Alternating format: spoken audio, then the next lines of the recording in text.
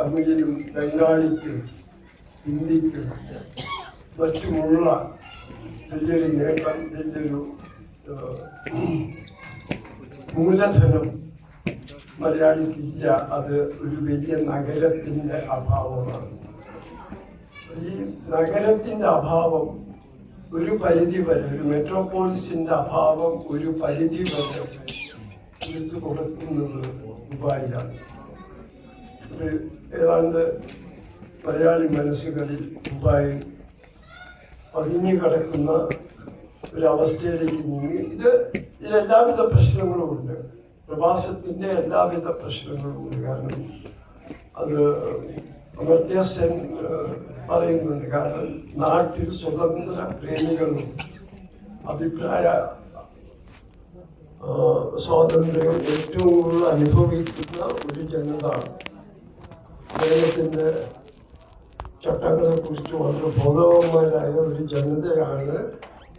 ഇവിടെ വരുമ്പോൾ അത്ര അധികം സ്വാതന്ത്ര്യം ഇല്ലാതെ തന്നെ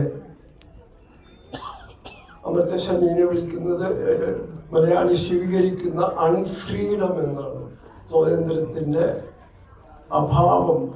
ഇത് ഒരു വലിയ പോരായ്മയായി നിലനിർത്തിക്കൊണ്ട് തന്നെ ഇതിനെ മറികടക്കാനുള്ള പല ഉപായങ്ങളും ഒന്നായി സർഗാത്മകതയെ ഏറ്റെടുത്ത ഒരു മഹത്തായ കാഴ്ചയാണ് നാം ഇവിടെ കാണുന്നത്.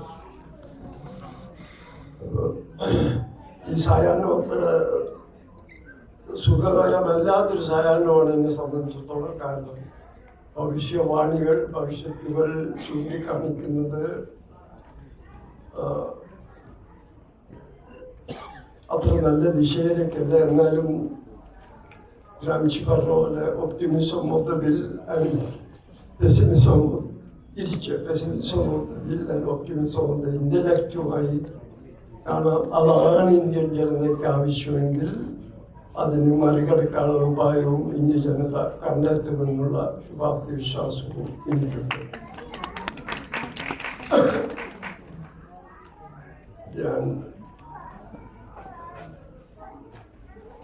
ഈ ഗൾഫിലെ സാഹിത്യവുമായിട്ട് എനിക്ക് നീണ്ട ബന്ധമില്ലാത്ത വളരെ കാലത്തിന് മുമ്പ് സഗീർ എന്ന് പറഞ്ഞൊരു ചിത്രകാരൻ ഗൾഫിലുണ്ടായിരുന്നു. അപ്പോൾ സഗീർ ഈ ഗൾഫും പഠിപ്പിക്കോ എന്ന് പറഞ്ഞൊരു പുസ്തകം,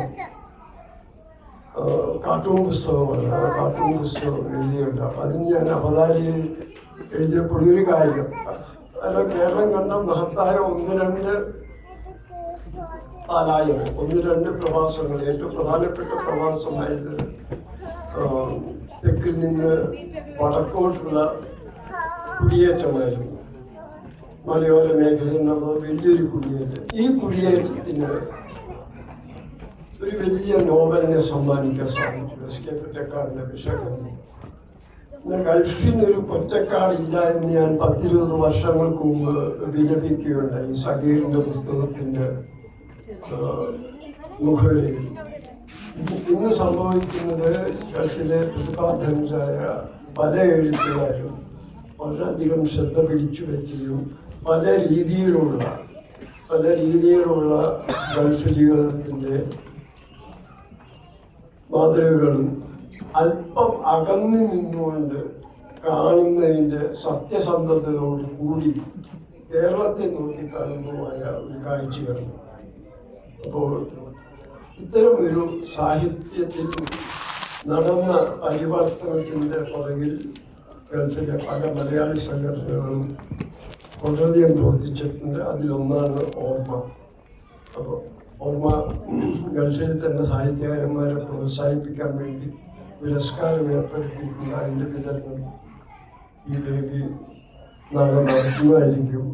പിന്നെ പല രീതിയിലും മലയാള സാഹിത്യത്തിൽ കേരളം ഒരുപക്ഷെ കേരളത്തിൻ്റെ സാമ്പത്തിക അടിത്തറയിൽ ഒരു പ്രധാന ആണിക്കല്ല് ഈ മേഖലയായിരിക്കും.